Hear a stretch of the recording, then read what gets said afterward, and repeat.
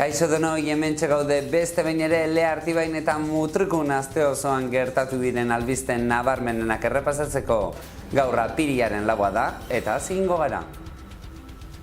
Arpidedunek babestutako saioa. Azkenean ere Lea Artibai taldeak irabazi du bertsolari gazteen BBK sariketa. Bertoko taldeak 3 saio gainditu behar izan ditu txapelketa irabazteko. Lea Artibaik 26 puntuko aldeagaz irabazi zion Arratiari. Parte hartzaileak gustura geratu dira txapelketan egindako lanagaz.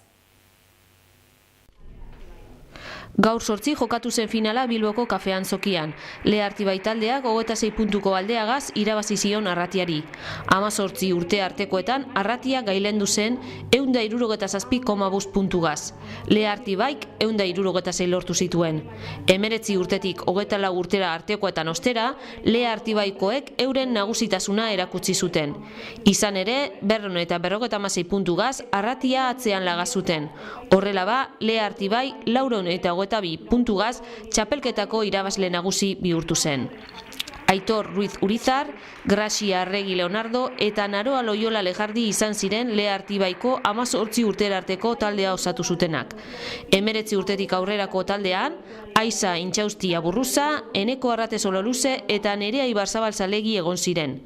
Finaleko saioa Bernard Mandaluniz plazak aurkeztu zuen eta epaimaia Juanjo Respaldiza, Osaetak, Jurgi Fuentes Goikoetxeak eta Moises Enbeita Ealok osatu zuten.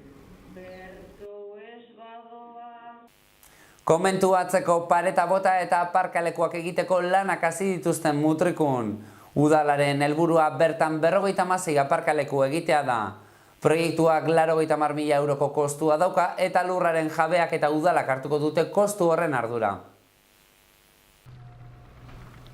56 aparkaleku egingo dituzte.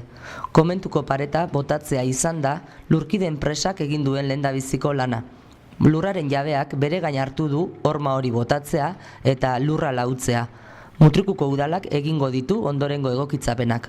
Horretarako, 40.000 euro inbertituko ditu udalak. Proiektua guztira 80.000 euroko kostua dauka. Mutrikuko alkate Joseba Palenzuelak esan duenez, udala pozik dago jabekidearekin proiektua gauzatzeko bidea egin duelako. Gerora, lursail horretan etxe bizitzak egiteko asmoa badago ere, asmo hori urteetan ez dela gauzatuko eta momentuz herrian zegoen aparkaleko arazoari irtenbidea eman diotela gaineratu du udalak. 9,5 milioi euroko aurrekontua edukiko du aurten Ondarroak. Horrela esan da kalkuluak ateratzea erraza izaten ez baldin bada ere, iazko aurrekontuagaz alderatuta aurtengoa 6% handiagoa da.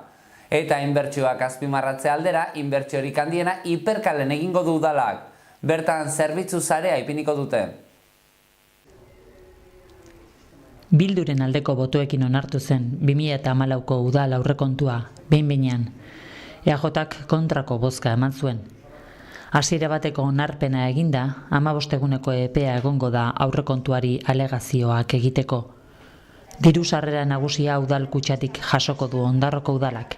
Dena dela, Ibaiondoko garajen alokairutik 360.000 euro jasotzea aurreikusten da aurrekontuan, eta diru sarrera hori egonezean 9.204.350 eurokoa izango litzateke aurrekontua, euro batzuk gora behera. Inbertsio nagusiak 4 izango dira. Auzokonposta, autokonposta sarea handitzea, hiperkaleko bidea berritzea, udaletxe zaharraren teilatua berritzea eta Arrigorri ostatuaren eskailera eta terraza konpontzea.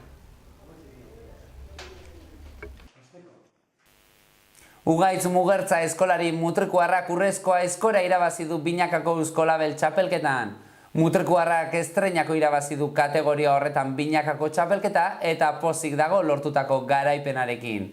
Binakakoa amaituta orain aste hon hasiko den banakako txapelketara begira jarri da Mutrikuarra. Mutrikuarrak Dimako aitzolatutxa bigarrenarekin jokatu zuen joan den astean Binakako Euskolabel aizkora txapelketako finala.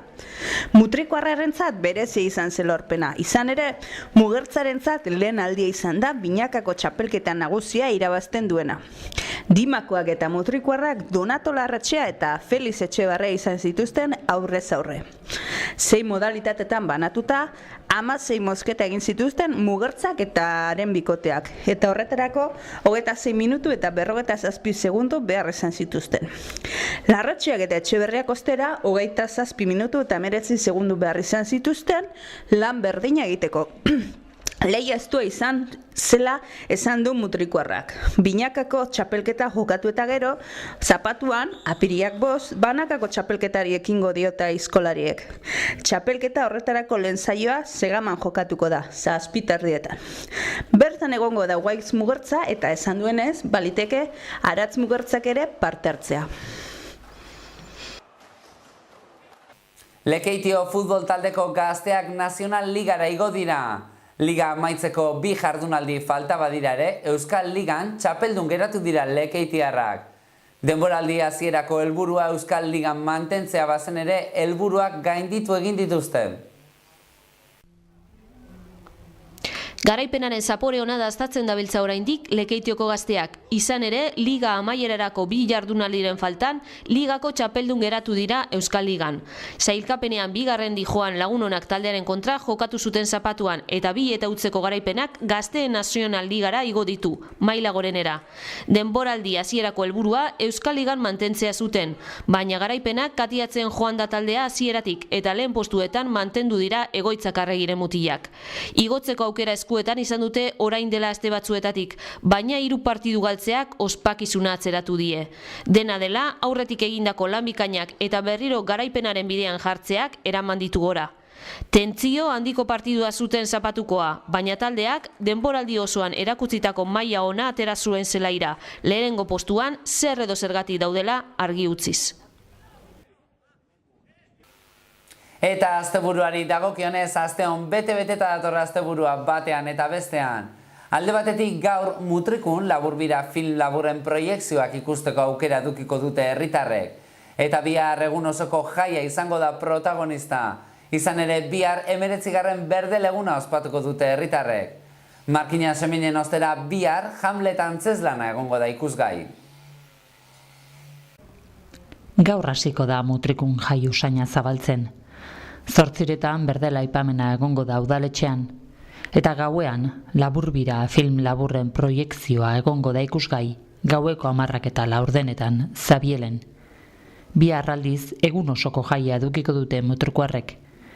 19. Berdelegunak herri osoa zipristinduko du. Aurten gainera nobedade askorekin dator jaia. Kontzertuak, kalejira eta berdel pintxo dastaketa izango dira biharko guneko izarrak. Markina Xemenen antzerkia izango da herritarren arreta piztuko duen ikuskizuna. Izan ere, Ander Lipus aktore markinarra protagonista da Hamlet antzezlanean. Ikuskizuna unifrontoian izango da, gaueko 9:30. Aurre ikuspenak betetzen badira, unifrontoia bete-bete egingo da.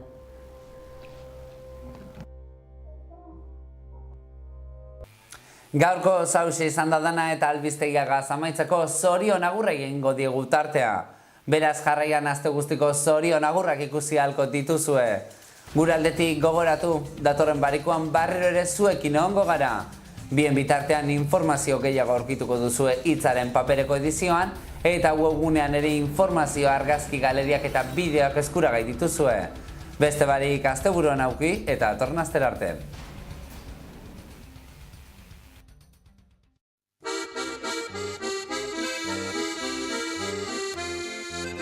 Zorionak, zure urte betetzean zorionak, da urte askotarako zorionak, belarritik tiratzean zorionak, da musuak zuretzako.